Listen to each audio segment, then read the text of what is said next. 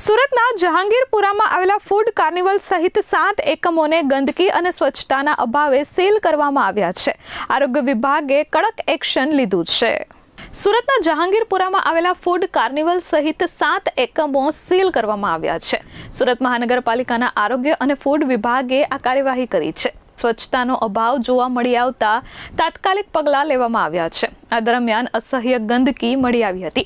આ ઉપરાંત સંસ્થાનો એક વિડીયો વાયરલ થયો હતો। ખાણીપીણીના સ્થળોએ ઉંદર આંટા મારતા હોવાના દ્રશ્યો જોવા મળ્યા હતા, જે વાયરલ વિડીયો બાદ પાલિકાના આરોગ્ય અને ફૂડ વિભાગે દરોડા પાડ્યા હતા, જ્યાં દરોડા દરમિયાન ગંદકી અને સ્વચ્છતાનો પૂરેપૂરો અભાવ જોવા મળી આવ્યો હતો। તાત્કાલિક ફૂડ કાર્નિવલ સહિત 7 એકમોને સીલ કરી 22,000નો દંડ ફટકારાયો છે।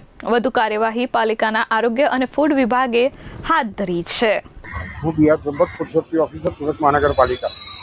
ગત તારીખ 17/8/2026ના રોજ માનનીય આરોગ્ય અધિકારી સાહેબની સીધી સૂચનાના માર્ગદર્શન હેઠળ સુરત મહાનગરપાલિકાના ફૂડ વિભાગ અને આરોગ્ય વિભાગની ટીમ દ્વારા the food carnival food court Vanakala ગામ જહાંગીરપુરા વિસ્તારમાં આવેલ ફૂડ કોર્ટની સઘન તપાસ હાથ ધરવામાં આવેલ। આ સંસ્થામાં આ ફૂડ કોર્ટમાં કુલ 7 એકમો હતા। 7 એકમોને સ્વચ્છતા અને સાફ સફાઈના ધારાધોરણનું પાલન કરતા ન હોવાથી તેમને હાલ ધંધો બંધ કરાવવામાં આવેલ છે। Bureau report S24 news, Surat.